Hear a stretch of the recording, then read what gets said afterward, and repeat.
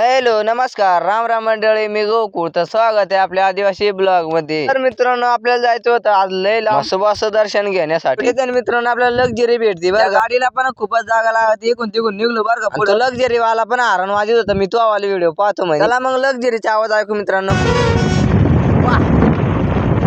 तेवढे त्या मित्रांनो आपण लाल पंपावर येऊन जातो बरं का. तिथे गेले मित्रांनो, असा विषय झाला की पेट्रोलच नव्हतं तिथे. सकाळपासून टँकरच नव्हता आलेला. ते म्हणे तुमचा नशीब गांडूचा क्या करेगा पांडू म्हणलं. काय विषय नाही, आपण पुढच्या पंपावर जाऊ म्हणलं मित्रांनो. तेवढे त्या मित्रांनो बोल्टांच्या पंपावर आलतो बरं का. खटकनी डायरेक्ट 100चं टाकूनच घेतलं. नंतर यायचा विषयच नाही म्हणलं. मग मित्रांनो, आहे आपला बोल्टांचा नजारा पाहू शकता. आणि इकडे डाव्या साईडला आपला दवाखाना म्हणजे सरकारी दवाखाना आहे. तेवढे त्या मित्रांनो आपण पेडकवाडीच्या घाटामध्ये येऊन जातो बरं. पण दर्शन घेऊन घ्या ना, मी पण दर्शन घेतो बरं का मित्रांनो. मोठा पेडकवाडीचा घाट आहे बरं का. थोडं दमानं जावं लागतं वरती चढायला. घाटाच्या वरती थोडं थांबलो होतो. ड्रायव्हरची एकदम भारी गाणी लावून चालू होता बरं का.